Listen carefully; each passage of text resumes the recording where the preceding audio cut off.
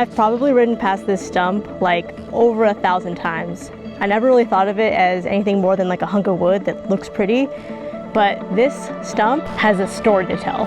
This is Little Mountain, my after-work playground here in Mount Vernon, Washington. I've ridden these trails here at Little Mountain multiple times a week, and it wasn't until recently that I looked up, saw these notches in the stumps, and wondered, what the heck are those? So, let's talk about it. This little adventure got me thinking about the history in this area, so I googled what these notches were, and this is what I got. So I already knew a little bit about Washington's logging past as settlers and prospectors moved west during the mid to late 1800s. The Pacific West, with less than a quarter of these forests, produces nearly half the nation's forest products. During the late 1800s and early 1900s, the massive influx of timber logged in the Pacific Northwest was primarily shipped to California to fuel the gold rush. This timber was also exported internationally to Australia and even Asia, and sent to regional mills to build cities like this one, and Washington's major cities like Seattle, Tacoma, and Olympia. With all this widespread logging in Washington, here in Skagit Valley, it was no different. They logged the lowlands first in areas just like this, and then in the 1870s, when the natural log jams of the lower Skagit River were cleared, logging moved upriver into what is recognized today as North Cascades National Park. In my research, I learned that the citizens of Mount Vernon chose to turn Little Mountain into a city park in 1924. They were really upset about all the logging damage that had been done in the area, and they wanted to make a change. So I thought that was kind of cool. Way to go, Mount Vernon. Douglas fir is one of the most common conifer species here in Washington, and because it made really, really high quality lumber. And finally, this is a western red cedar, which is known for its high durability and resistance to rot. Another really important thing about western red cedar is that the Native Americans use them for food, for shelter, and for building their boats. So it's been important for millennia. In this forest, it's only cedar stumps that remain.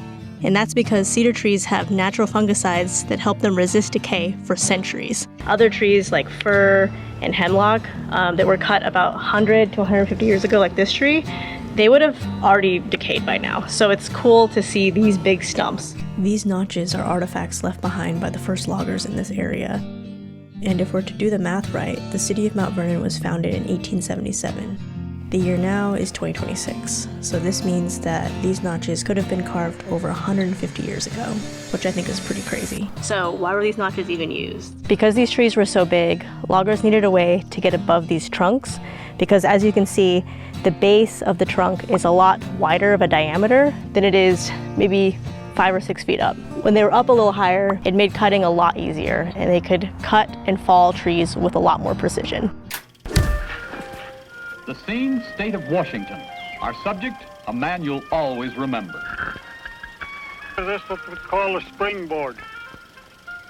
You have an iron lip here which bites into the tree, and the rest of the board is a maple board, 4 feet long.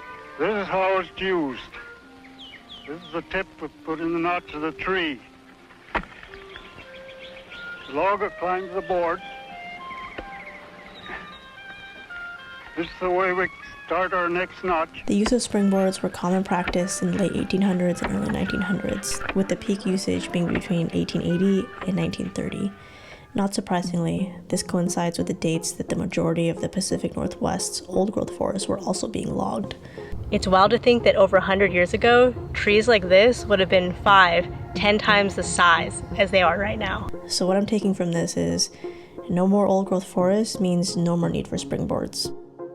So the reason this is super important to me and just fascinating is because this stump, even though it's 100 years old or more, it won't be around forever. It might be around for the next 200 or 300 years, but after that, these giant remnants of the trees that used to be around here will all be gone. And that's not something we're ever going to really see again.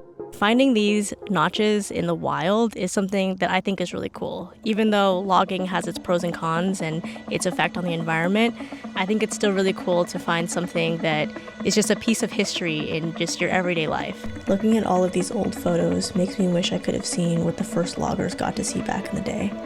They walked daily through these untouched old-growth forests and got to be up close and personal with these giant trees. I can't help but think that for many of these men who came from the eastern states, that these trees must have absolutely blown their minds.